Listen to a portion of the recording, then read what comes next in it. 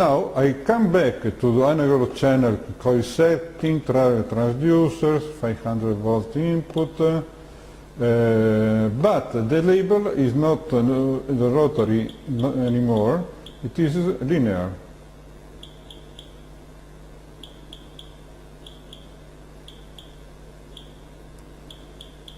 Okay? And the transducer movement is millimeters and no more degrees. The total transducer stroke is 50 millimeters, okay? My transducer is 50 millimeters long. Okay. Then about the breaker, I have to say that the stroke is still 13, but the corresponding transducer stroke is exactly 13 as well, because they are mechanically connected. Okay?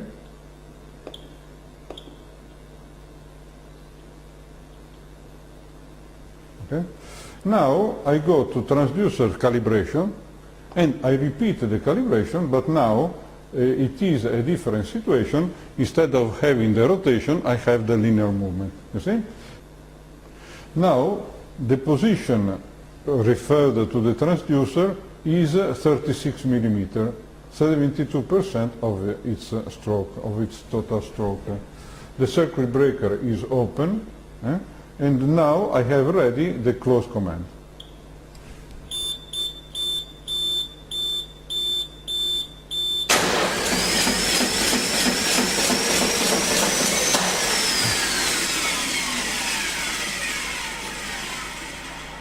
As before, I have here the measurement of the position in the close,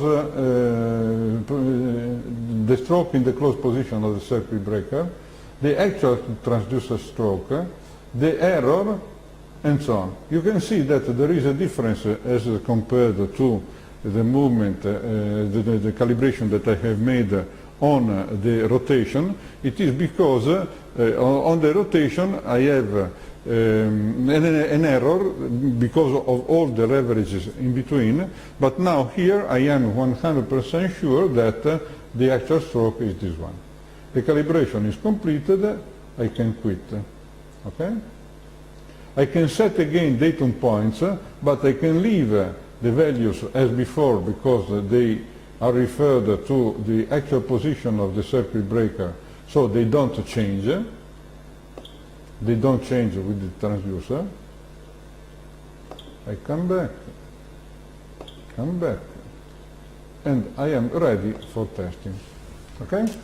Now the circuit breaker is closed, and I will issue an open command so that we can see the two open commands, on the two open commands, the difference on the diagram.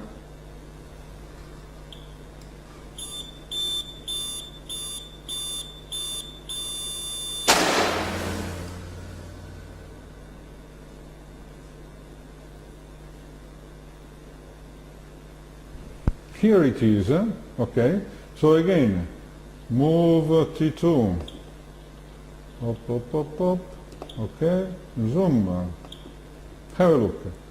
I don't see if it is clear that this is the reference, and here you see the movement has gone beyond the open position, and then bounced back and so on. Now, this is the normal movement. Why?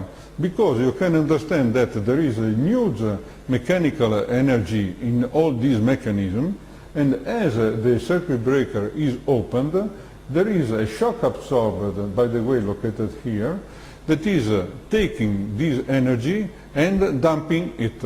And the dumping movement is just this one, okay? Then the mechanism jumps back, then there is a very small residual movement until the open position is reached. You see? So this is the actual movement of your pole. And why is it important? Because if you have an endostroke, a mechanical endostroke, against which your mechanism is going to beat during the opening, then you can see it. And of course in this situation there is an intervention to be made because the shock absorber is no more correctly adjusted. Okay, so now if I go again to result, I see my table and I see that eventually the movement speed taken here is a little bit more than what we measured before. That is, it is 1 meter per second. And also the wipe is a little bit different, it is 1.72 millimeter, and you can appreciate that given the type of circuit breaker where the total stroke is 13 millimeter, this is an important figure. Now I go again to results, save result, and I modify adding linear transducer.